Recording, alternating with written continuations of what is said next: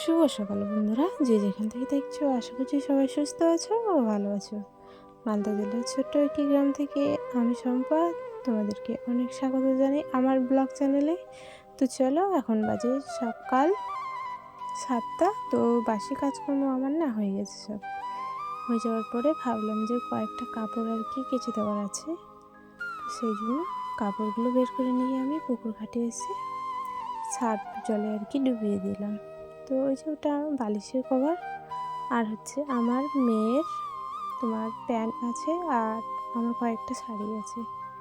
তো ওগুলো আর কি সাদা, তো তো তার জন্য ওগুলো আগেই আমি কেচে নেব, না হলে অন্য কাপড়ের রঙগুলো আর কি লেগে যেতে পারে। তো সাদা কাপড় জানো তো দেখতে বেশ সুন্দর লাগে, আর তোমার পরতেও ভালো লাগে, দেখতেও ভালো লাগে, কিন্তু যত্নে রাখতে হয় জানো, না হলে যত্নে যদি না রাখো তাড়াতাড়ি নষ্ট হয়ে যাবে। বেশি দিন কেন, একদিনই হয়তো পরতে পারবা, এরকম ব্যাপার আর কি। তো চলো আমি কাপড়গুলো আর কি কেচে নিই, তারপরে তোমাদের সাথে আমি কথা বলছি আবারও।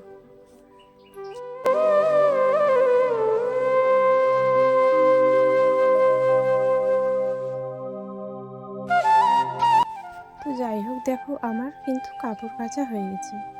এখন শুধু কাপড়গুলো আমি ধুয়ে আর কি রোদে মেলে দিলেই আমার কাজ শেষ। তো কাপড় কাচাটা না আমার বিরক্ত মনে হয়।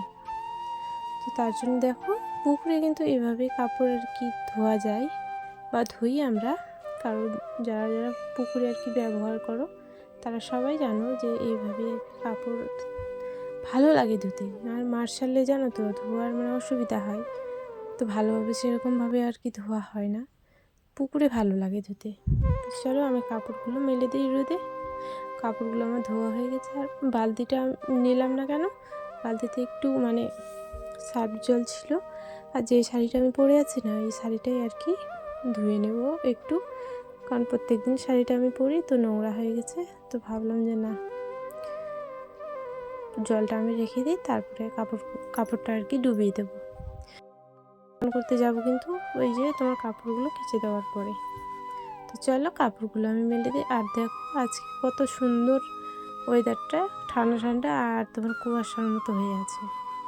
তো চলো, যে বৃষ্টি আর কি হবে, তো হয়ে গেছে বৃষ্টি, আর এখনও একটু একটু করে আর কি পড়ছে, কিন্তু এখন বাজে তোমার 10টার মতো। তো মেয়েকে আমি আগে রেখে এসেছিলাম, স্নান করেই আর কি রেখে এসেছিলাম। আর দেখো আমাদের বাড়ির সামনে কিন্তু জমি, ঠিক আছে, দেখতে ভালো লাগে, আর আমার এরকম খোলামেলা জায়গায় থাকতেই বেশি ভালো লাগে। আর এটা হচ্ছে বাতাবি লেবু আর কি আমরা বলি। তো এটা আর কি একটা মামার হবে, তো যেতে যেতে দেখতে পেলাম, তো সেটাই তোমাদের সাথে একটু শেয়ার করলাম।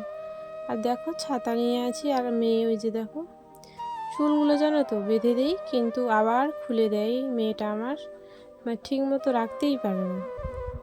তো একটা ছোট্ট একটা ছাতা আর কি নিয়ে আছে, আর আমি একটা নিয়ে গেছিলাম, তো যেতে যেতে ওই আর কি চলে আসছিলো, তো ওই জন্য মা মেয়ে মিলে আর কি চলে আসলাম। আর এই পুকুরটাতে পাটার আর কি জাগ দেওয়া আছে, আমাদের না, অন্য মানুষের।